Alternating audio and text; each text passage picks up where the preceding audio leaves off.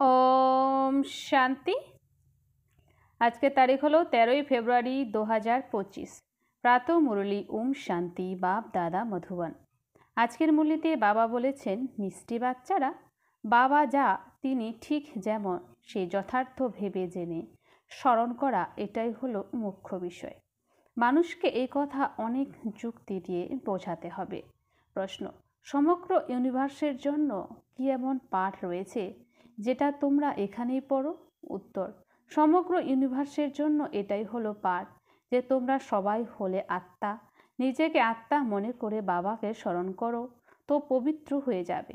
সমগ্র বিশ্বের যিনি বাবা, তিনি একবারের জন্যই সবাইকে পবিত্র বানাতে আসেন। তিনি এসে রচয়িতা আর রচনার জ্ঞান প্রদান করেন। এই জন্য বাস্তবে এটাই হলো একমাত্র ইউনিভার্সিটি। এই সমস্ত কথা বাচ্চাদের স্পষ্ট করে বোঝাতে হবে। ওম শান্তি। ভগবানও বাচ। এখন এটা তো আত্মিক বাচ্চারা বুঝে গেছে যে ভগবানকে ভারতের মধ্যে কেউই যথার্থভাবে তা জানে না। তিনি বলেন যে আমি যা, আমি যেমন, আমাকে যথার্থভাবে কেউ জানে না। তোমাদের মধ্যেও নম্বরের ক্রমানুসার আছে। নম্বরের ক্রমে পুরুষার্থ অনুসার জানে। হয়তো এখানেই থাকে কিন্তু যথারীতি দিয়ে জানে না। যথার্থ রীতি জেনে বাবাকে স্মরণ করা, এটাই হলো খুব পরিশ্রমের কাজ। যদিও বাচ্চারা বলে এটা খুবই সহজ। আমাকে নিরন্তর বাবাকে স্মরণ করতে হবে। বুদ্ধিতেই যুক্তি থাকে। আমি আত্মা হলাম অজীব ছোট বিন্দু, আমার বাবাও হলেন ছোট বিন্দু। অর্ধকল্প তো ভগবানের কোনো নামই নেওয়া হয় না। দুঃখ হলেই স্মরণ করে হে ভগবান। এখন ভগবানকে এটা তো কোনো মানুষ বোঝে না। এখন মানুষকে কিভাবে বোঝাবে, এর উপরে বিচার সাগর মন্থন করতে হবে। নামও লেখা আছে প্রজাপিতা ব্রহ্মাকুমারী ঈশ্বরীয় বিশ্ববিদ্যালয়। এর দ্বারাও বোঝে না এটা হলো আত্মিক অসীম জগতের বাবার ঈশ্বরীয় বিশ্ববিদ্যালয়। এখন কি নাম রাখলে মানুষ খুব শীঘ্রই বুঝে যাবে। কিভাবে মানুষকে বোঝাবে যে এটা হলো ইউনিভার্সিটি? ইউনিভার্স থেকে ইউনিভার্সিটি শব্দ এসেছে। ইউনিভার্স অর্থাৎ সমগ্র ওয়ার্ল্ড, তার নাম রাখা হয়েছে ইউনিভার্সিটি, যেখানে সমস্ত মানুষ পড়াশোনা করতে পারবে। ইউনিভার্সের পড়াশোনার জন্য ইউনিভার্সিটি রয়েছে। এখন বাস্তবে ইউনিভার্সের জন্য তো এক বাবাই আসেন, তার এই একটি ইউনিভার্সিটি আছে। এইম অবজেক্ট হলো এক। বাবা এসে সমগ্র বিশ্বকে পবিত্র বানান, যোগ শেখান। এটা তো সমস্ত পার্থিব আত্মাদের জন্যে আছে। বলেন যে নিজেকে আত্মা মনে করো। ইনি হলেন সমগ্র বিশ্বের পিতা, নিরাকারী গডফাদার। তাহলে কেন না এর নাম spiritual university of spiritual incorporeal godfather রাখা যায়? ভেবে দেখার মতো, তাই না?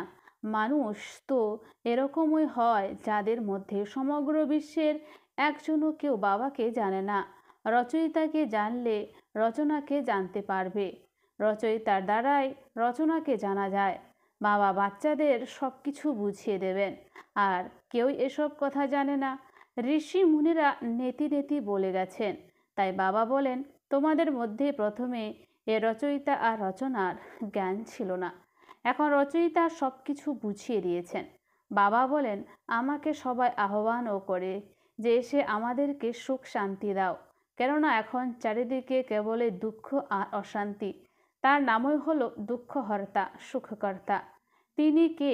ভগবান।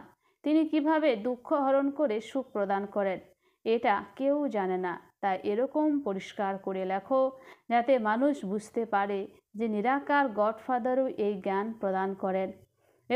এরকম বিচার সাগর মন্থন করতে হবে। বাবা বুঝিয়ে দেন যে মানুষ এখন সবাই পাথর বুদ্ধি হয়ে গেছে। এখন তোমাদেরকে পারস বুদ্ধি বানাচ্ছি। বাস্তবে পারস বুদ্ধি তাদেরকে বলা যাবে যারা ন্যূনতম 50-এর অধিক নাম্বার নেবে। যারা অসফল হয়ে যাবে তাদেরকে পারস বুদ্ধি নেই। রামও কম নম্বর নিয়েছিলেন, তাই তাকে ক্ষত্রিয় দেখানো হয়েছে। এটাও কেউ বোঝে না যে রামের হাতে তীর ধনুক কেন দেখানো হয়েছে। শ্রীকৃষ্ণের হাতে সুদর্শন চক্র দেখানো হয়েছে যে তিনি সবাইকে হত্যা করেছেন, আর রামকে বাণ দেখানো হয়েছে। একটা খুব ভালো ম্যাগাজিন বের হতো যেখানে লেখা ছিল যে কৃষ্ণ কিভাবে সুদর্শন চক্রের দ্বারা অকাসুর বকাসুরকে হত্যা করেছিল, দুজনকে হিংসক বানিয়ে দিয়েছে, আবার পুনরায় ডবল হিংসক বানিয়ে দিয়েছে, বলে যে তাদেরও তো বাচ্চা রয়েছে তাই না? আরে তারা তো হলেন ওই নির্বিকারী দেবী দেবতা, সেখানে তো রাবণ রাজ্যই নেই। এই সময় সবাইকে রাবণ সম্প্রদায়ের বলা হয়। এখন তোমরা সবাইকে বোঝাও যে আমরা যোগ বলের দ্বারা বিশ্বের রাজত্ব গ্রহণ করছি, তাহলে কেন যোগ বলের দ্বারা বাচ্চা হতে পারে না? সেটা তো হলোই নির্বিকারী দুনিয়া। এখন তোমরা শূদ্র থেকে ব্রাহ্মণ হচ্ছ, এরকম ভালো রীতিতে বোঝাতে হবে, যার দ্বারা মানুষ বুঝতে পারে যে এর কাছে সম্পূর্ণ জ্ঞান আছে। অল্প একটু যদি জ্ঞান বুঝে যায় তাহলে বোঝা যাবে যে এই আত্মা ব্রাহ্মণ কুলের আছে। আবার কয়েকজনকে দেখে বোঝাই যায় যে এ ব্রাহ্মণ কুলের নয়। অনেক রকমের আত্মাই তো আসে, তাই না? তাই তোমরা spiritual university of spiritual incorporeal godfather লিখে দেখো কি হয়। বিচার সাগর মন্থন করে শব্দ মেলাতে হয়। লেখার জন্য যথাযথ যুক্তি চায়, যার দ্বারা মানুষ বুঝতে পারে যে এখানে এই জ্ঞান গডফাদার বোঝান অথবা রাজযোগ শেখান। এই শব্দ হলো সাধারণ, জীবন মুক্তি হলো 1 সেকেন্ডে দৈব সার্বভৌমত্ব ক্ষমতা লাভ। এরকম শব্দ লেখো যেটা মানুষদের বুদ্ধিতে ধারণা হয়ে যায়। ব্রহ্মার দ্বারা বিষ্ণুপুরের স্থাপনা হয়। মনমনা ভব এর অর্থ হলো বাবা, আর বাবার বরদানকে স্মরণ করো। তোমরা হলে ব্রহ্মা মুখ বংশাবলী, ব্রাহ্মণ কুলভূষণ, সদর্শন চক্রধারী। এখন সেই সদর্শন চক্র তো বিষ্ণুর হাতে দেখানো হয়, কৃষ্ণকেও 4 হাত দেখানো হয়। এখন তার 4 হাত কিভাবে হতে পারে? বাবা কত সুন্দরভাবে তা বুঝিয়ে দিয়েছেন। বাচ্চাদেরকে বোঝার জন্য বিশাল বুদ্ধি এবং পারস বুদ্ধি সম্পন্ন হতে হবে। সত্যযুগে যথা রাজা রানী তথা প্রজা পারস বুদ্ধি বলে, তাই না? সেটা হলো পারস দুনিয়া, আর এটা হলো পাথরের দুনিয়া। তোমাদের এই জ্ঞান প্রাপ্ত হয়েছে মানুষ থেকে দেবতা হওয়ার জন্য। তোমরা শ্রীমতে চলে নিজেদের রাজ্য পুনরায় স্থাপন করছো। বাবা আমাদেরকে যুক্তি দিয়ে বলে দেন যে রাজা মহারাজা কিভাবে হওয়া যায়। তোমাদের বুদ্ধিতে এই জ্ঞান ভরে যায় অন্যদেরকে বোঝানোর জন্য। সৃষ্টিচক্রের উপর বোঝানো খুব সহজ আছে। এই সময় জনসংখ্যা দেখো কত বেশি হয়ে গেছে। সত্যযুগে খুব অল্প সংখ্যাই হয়। এটা তো সঙ্গম আছে, তাই না? ব্রাহ্মণ তো খুব কম সংখ্যকই হবে, তাই না?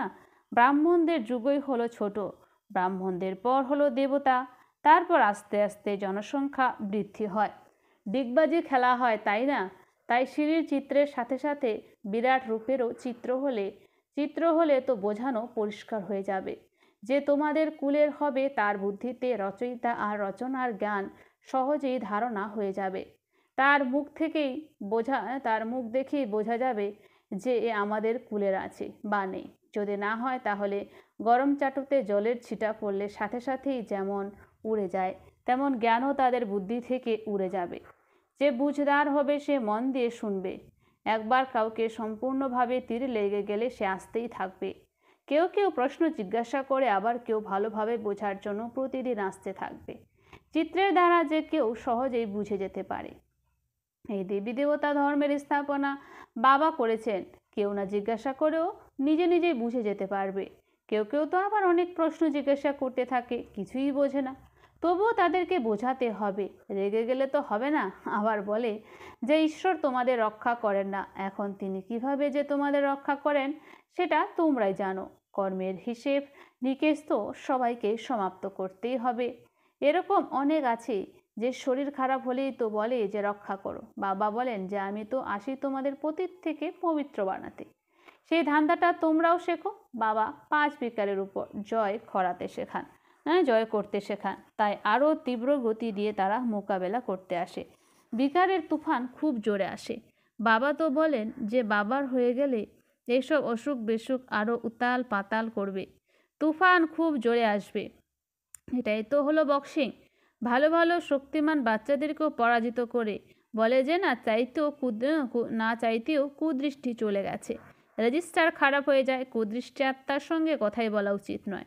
বাবা সকল সেন্টারের বাচ্চাদেরকে বোঝাচ্ছেন যে কুদৃষ্টি সম্পন্ন আত্মা অনেকেই আছে, নাম নিলে আরও তারা বিশ্বাসঘাতক হয়ে যাবে, নিজের সর্বনাশ সত্যনাশ করে খারাপ কাজ করতে লেগে যাবে, কাম বিকারে নাক দিয়ে ধরে নেবে, মায়া ছাড়বেই না, কুকর্ম কুদৃষ্টি কুবচন বেরিয়ে আসবে, কুচলন হয়ে যাবে। এই জন্য খুব খুব সাবধানে থাকতে হবে।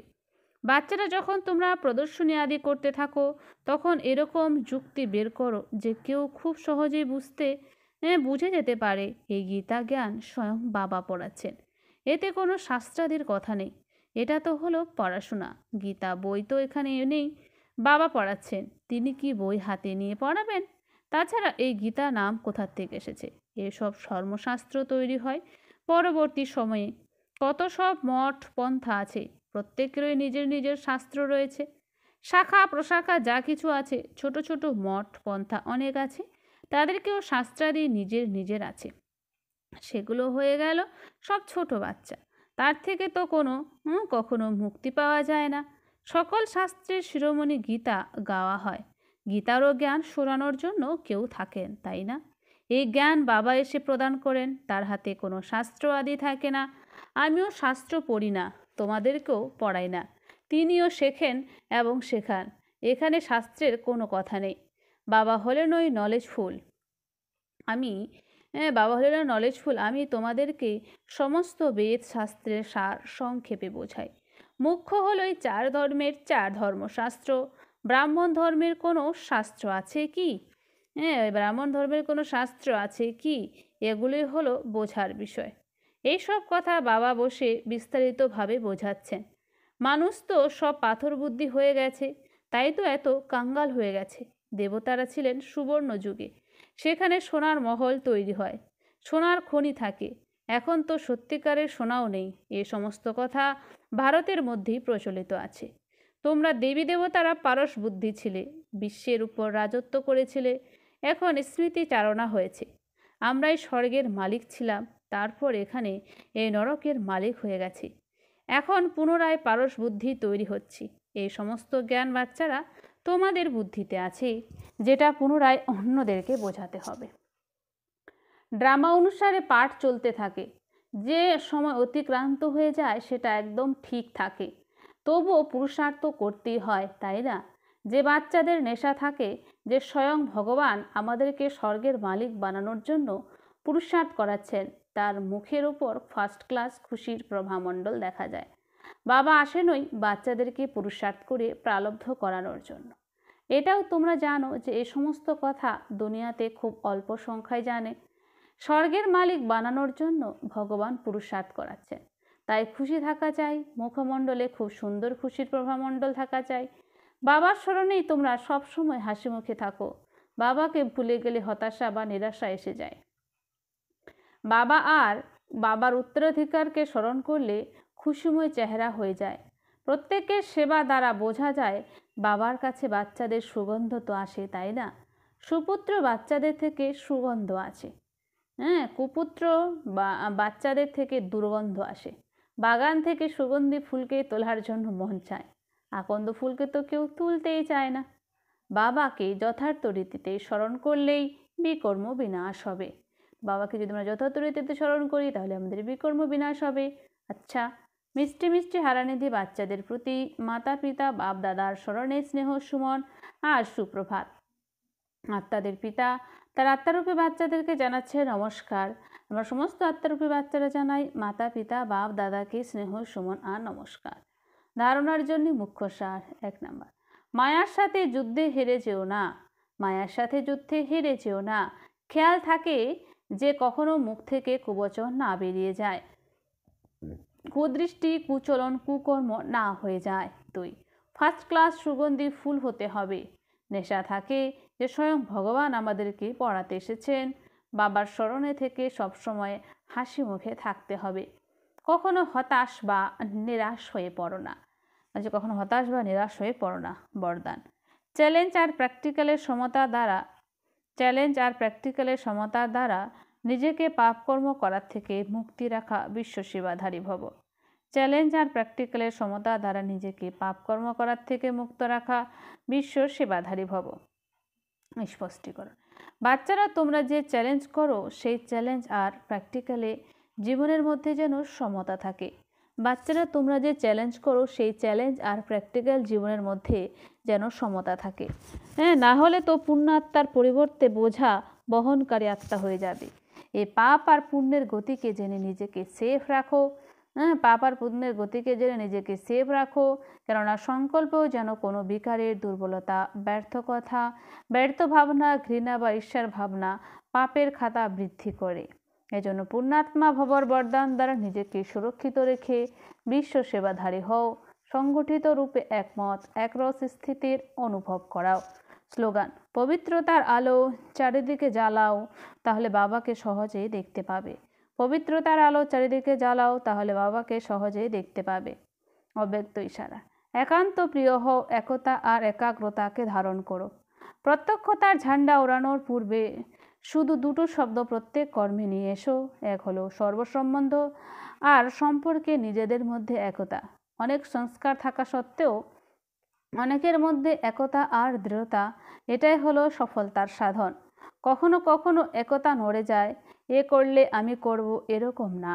তোমাদের স্লোগান হলো স্বপরিবর্তনের দ্বারা বিশ্ব পরিবর্তন। তো আমাদের স্বপরিবর্তনের দ্বারা বিশ্বকে পরিবর্তন করতে হবে, বিশ্ব পরিবর্তনের দ্বারা স্বপরিবর্তন নয়। ছা হোম শান্তি। ধন্যবাদ বাবা আজকের এই সুন্দর মিষ্টি মুরলির জন্য।